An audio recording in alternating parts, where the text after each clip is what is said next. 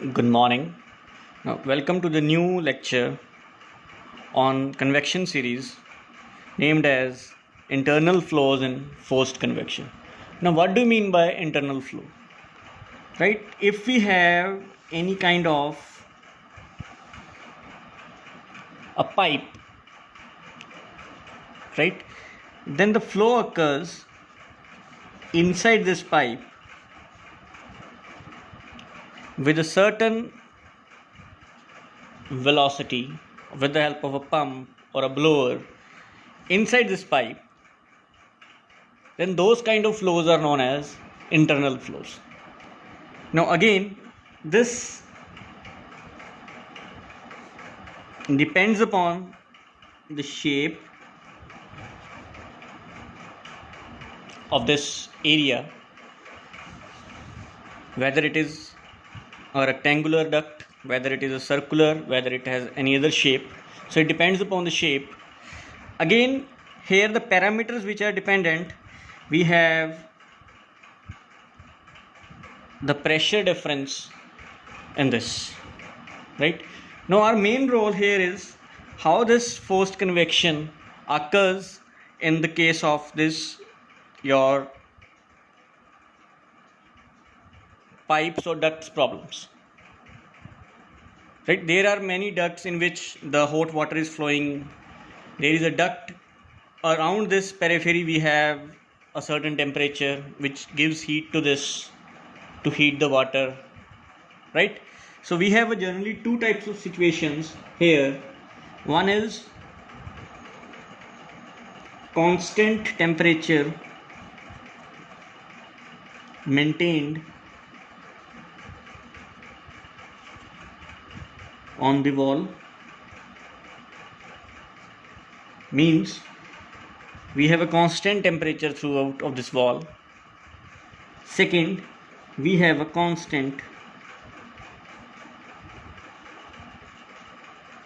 heat flux imposed on the wall.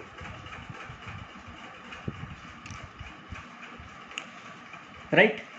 Now, to solve this kind of a problem, let us understand the physics behind this. Right? Now, to understand this, let us first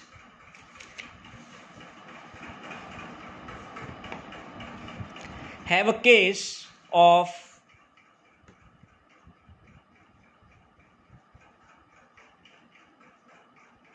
hydrodynamic boundary layer for pipe or duct, right? Now, if you consider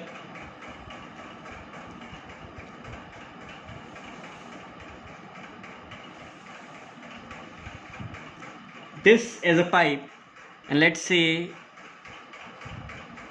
we have U infinity which is coming inside this. Let this be the center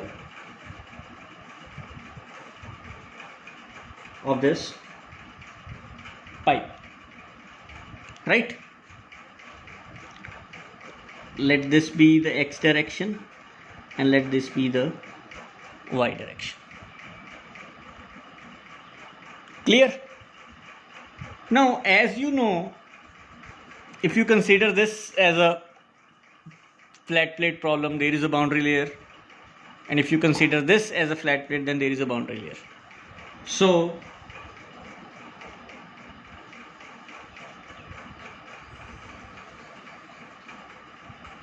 we have the boundary layers across the two surfaces inside this pipe, right?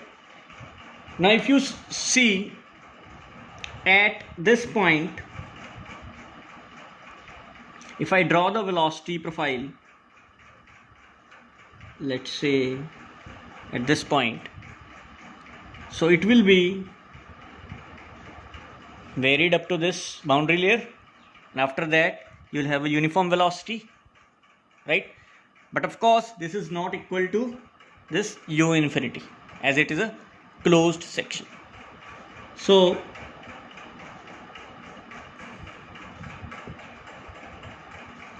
we'll have this kind of a velocity profile, right?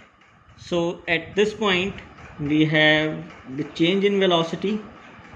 Here we also have the change in velocity, but here we'll have the uniform velocity. Let's say it is uc1, right? We move further about this x of this. If we further move along this x, let's say at this point,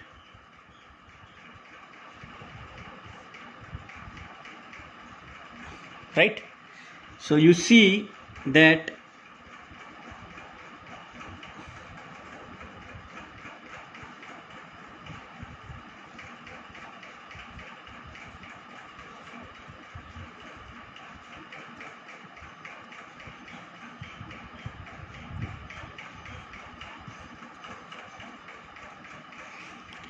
we have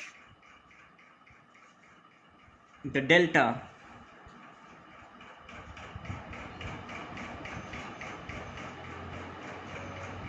as this. Here the delta is very less, right? Due to this increase in delta, now we have this value of this uc2 is much greater than uc1. Now why this happens? This increase in this velocity in the center, at the core of this pipe or a duct, will make this as a uniform velocity, the complete bunch, right? And there is a situation where these two boundary lines coincides at a center line of this pipe. So up to that point, the distance from this x is called as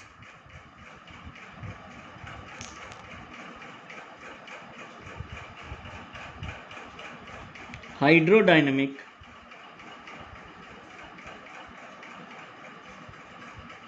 entrance region.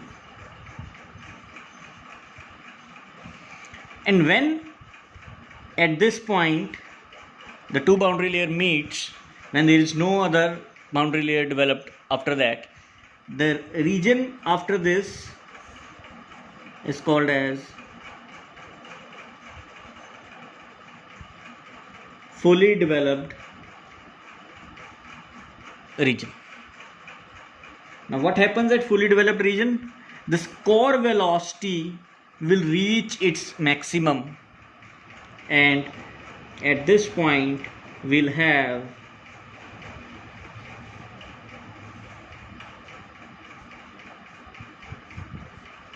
the velocity profile is like this. So this is the uc3, which is uc3, which is u maximum. Now when we enter in the fully developed region, the further in this, the velocity will remain now uniform. There is no change in the velocity profile. When you draw at this point, it will remain the same. When you draw at this point, it will remain the same. So for analysis, let us take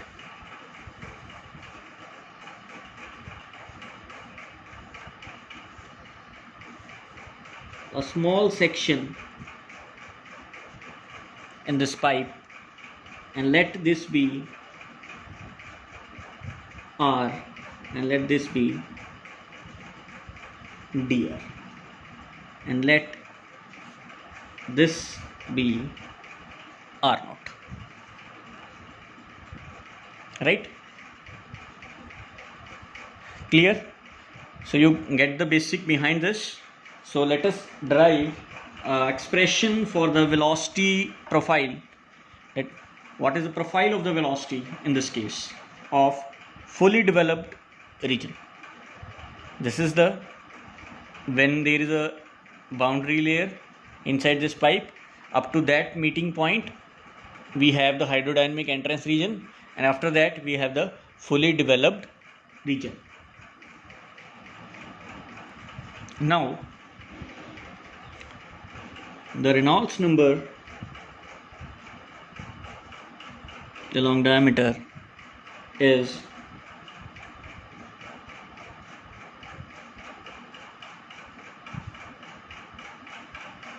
rho d by mu, where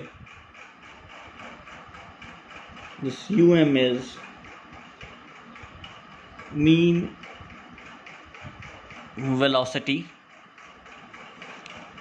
The mass flow rate is rho AC, which is where AC is pi d square by 4. So this will become m naught. It will be rho AC, which is the Reynolds number will be, now it is rho mu, this will be m rho AC, and this is d, right? So this cancels, so it will be, the area is pi by m dot d square, sorry, m dot d by mu pi by d square by 4. So it will be 4 m naught pi d mu, right? Now since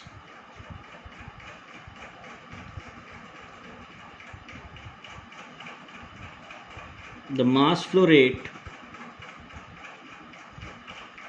is rho u, it is a function of r and x, d along the cross-sectional area. So this will be rho u rx dac by rho AC, which is 0 to r naught.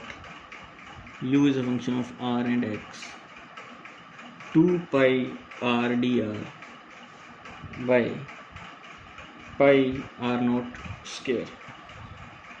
So it will be 2 by r naught square, 0 to r naught ur dr, right? So this is your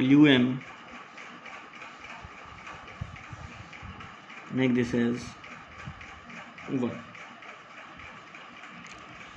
Clear? Now if we have considered that small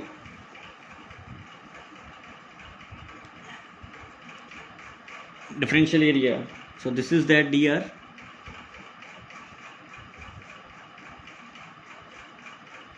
right?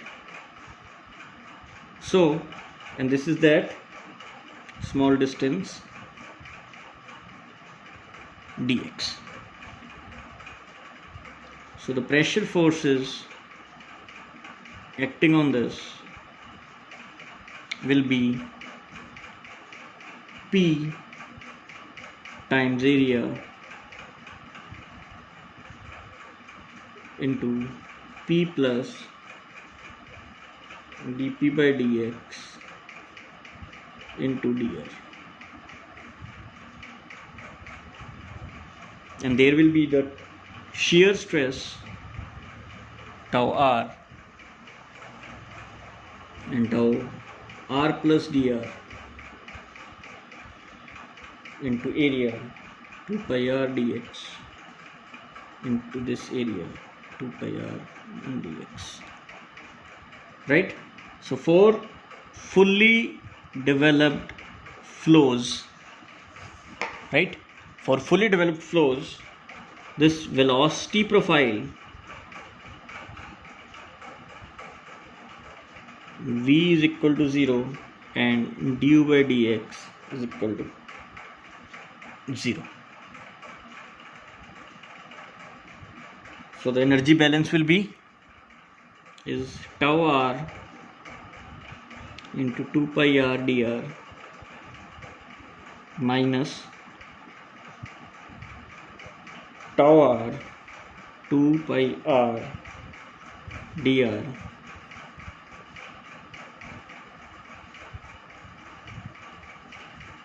of tau r 2 pi r dr into dx plus pressures 2 pi r dr into dx minus p 2 pi r dr into dx minus p 2 pi r dr into dx is equal to 0. So if you see, this will cancel out, this will cancel out, we left with tau r into r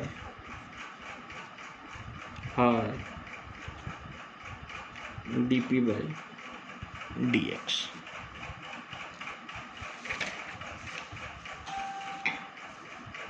Right? So at y is equal to r naught minus r. Remember r naught? It is this minus r is the y direction, right? So we are taking this tau r is mu times du by dr, right? So if I write this tau r in place of this, then it will be, it is, let's say, mu d by dr du by dr into r, right? And this r will go along this, will be equal to dp by dx,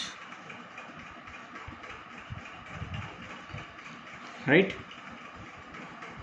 So if we manipulate this, so this will be d by dr of du dr into r is equal to 1 by mu into dp by dx into r, right? And if I integrate it once, I'll get, upon integration once, I'll get r du by dr is equal to 1 by mu dp by dx r square by 2 plus c1, and upon integration twice, I'll get, so this will be, let me rearrange it, r by 2 plus cn by r, right? So let me do it here. So if I integrate this once again, what I'll get u is equal to 1 by mu dp by dx into r square by 4 plus ln of r plus c2,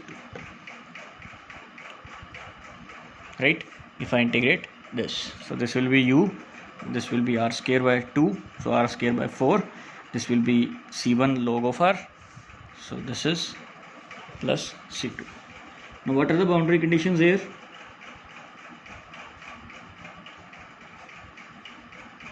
When I say r is 0, then du by dr is 0,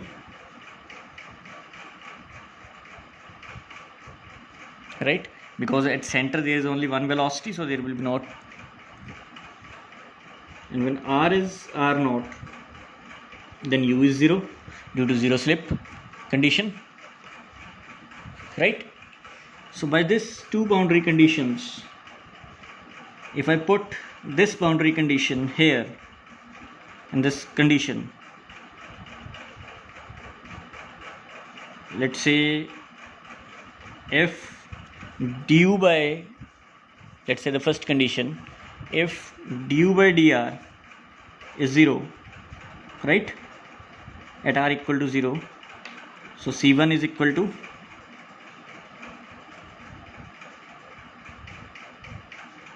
zero,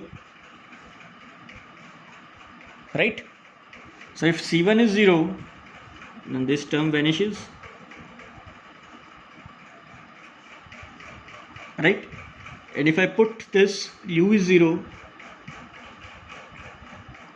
1 by mu dp by dx and r naught square by 4 plus c2, so c2 will be minus of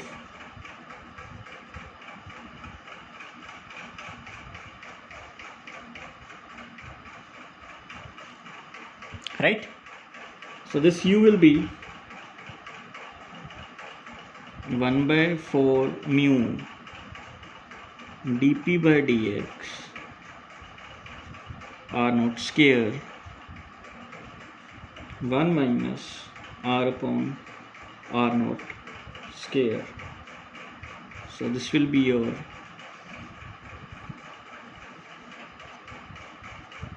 two,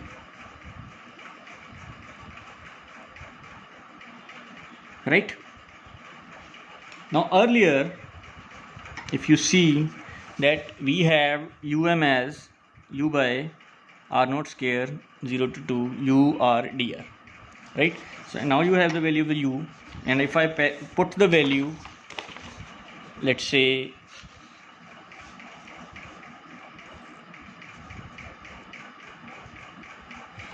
so earlier this u m is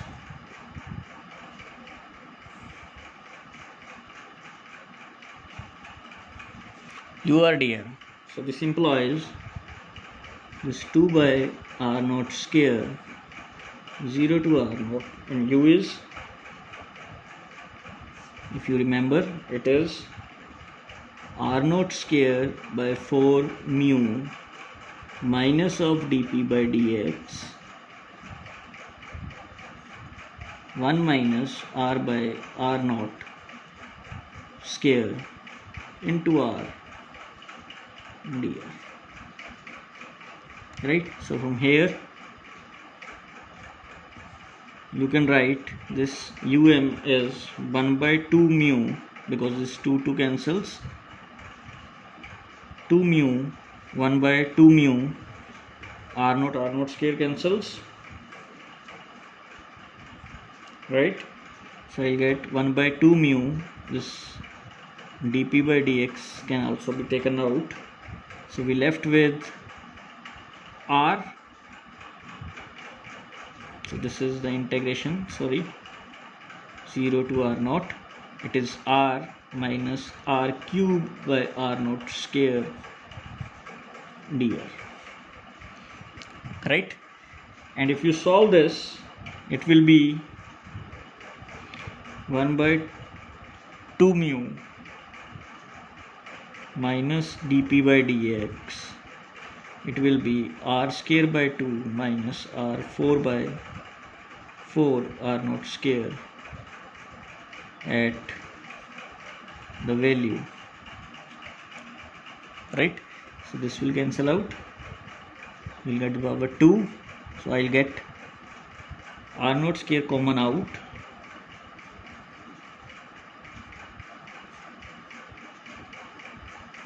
as 1 by 2 minus 1 by 4, right? So which will be mu m R naught square by, now this will be 1 by 4, so it will be 8 mu of minus dp by dx. So let this be 3, right? And what is the relation of u by um? You have u as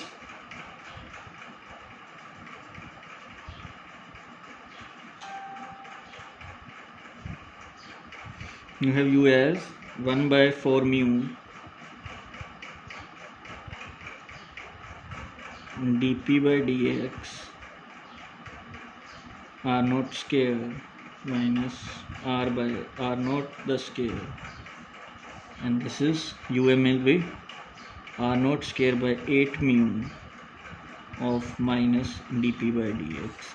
So this minus sign dp cancels, this r naught square cancels, so this will be mu cancels, right? So it will be 2 times 1 minus r square by r naught square will be equal to u by um,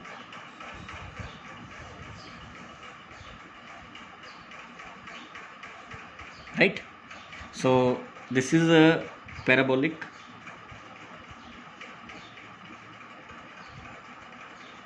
equation, so the profile will be parabolic in case of hydrodynamic fully developed region. Now if you take this, let us take one more concept here. As you know that this tau is du by dr at r equal to r naught, because there will be wall shearing at r equal to r naught, right? So if I derivate this equation with respect to r, right? So what I will get? I will get du by dr is 2 um minus 2r r naught square. And if I put this value here, so this tau will be mu times 2 um of minus 2 r naught by r naught square, so which is come to be minus 4 um mu by r naught, which means at, this is a linear curve in nature. So if you think of the u at the center, it will be the parabolic with core has a maximum velocity, right? And if you thought of tau, so tau will be maximum at this, and it will be linear in nature, and it will be like this, right? Now for this, the friction factor will be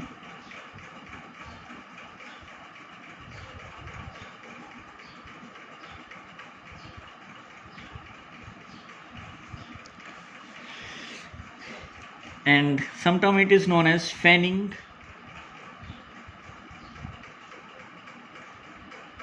friction factor, which is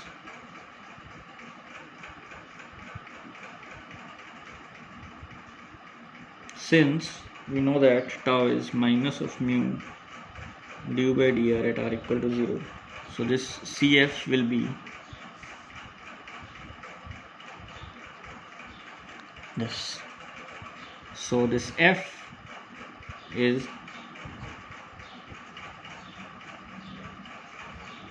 again important relationship in case of internal flows, and this F can be 0.316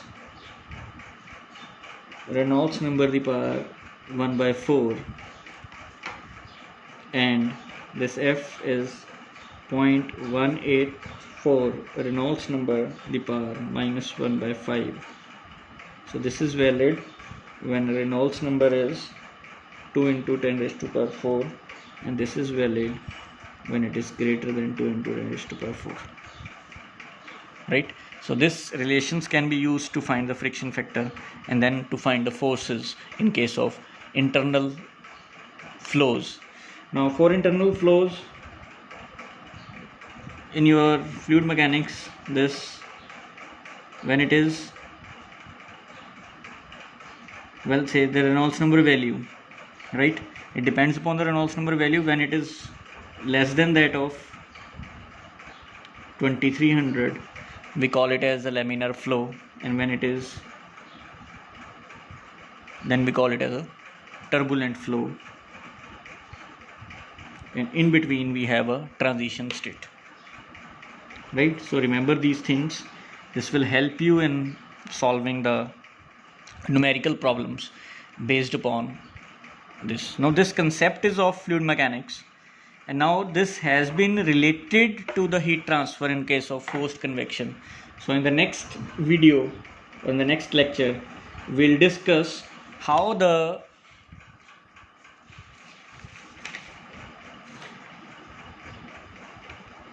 thermal concept, right, based upon this, how those equations are formed, what are those two cases which we have discussed earlier, right? So in the next video we'll discuss the thermodynamics for these two cases, what are the general equations based upon that, and what are the correlations developed for these two type of cases in case of laminar and turbulent flow. Of course we'll also discuss the correlations used for this hydrodynamic boundary layer and the fully developed regions. Similarly, in your thermal boundary layer, we'll here have the thermal entry region and the fully developed